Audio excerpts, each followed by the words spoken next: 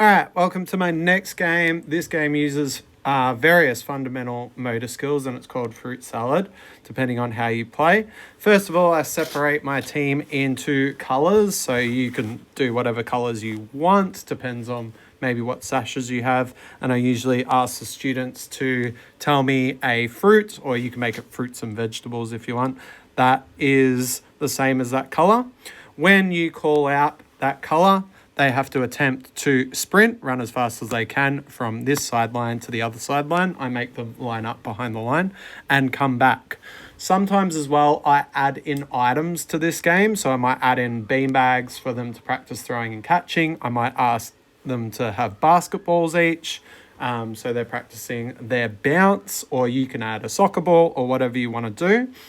Depending on maybe what unit you're doing. It's a great game to go across various units, depending on what they're learning. So when they're going, I get them in their ready running position and they have to sprint. You might get them to dribble something as they're going, and they must go all the way up to the sideline, okay, and then come back. If they don't come the whole way, okay, or don't do what you ask them to do, maybe they have to bounce the ball 3 times if they're doing basketball and come back, they automatically go into the compost. I call it the compost, and the compost goes over this side. So maybe this blue person was last or didn't do it correctly, and they go into the compost.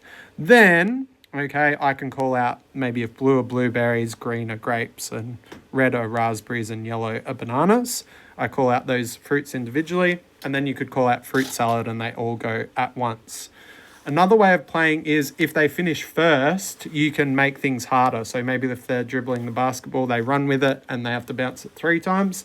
Maybe if they come first, they go to level 2 and they have to bounce it 5 times, and you keep making it harder and harder as you go. Or with bean bags, sometimes I make them throw 2 bean bags at the same time and they run up. And then if they finish last, they lose all their levels and go back in the compost.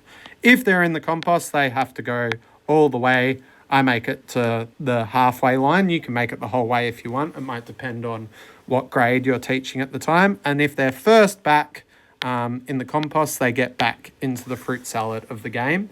And I try to make the winner whoever got to the highest level when I play, depending on how much time you've got. So that's a really good game that I use across especially my junior grades, and it's good introduction when I'm trying to get them to learn basketball or to learn throwing and catching as well. And it keeps my warm-up game aligned with the unit that I'm doing. I hope you enjoyed it.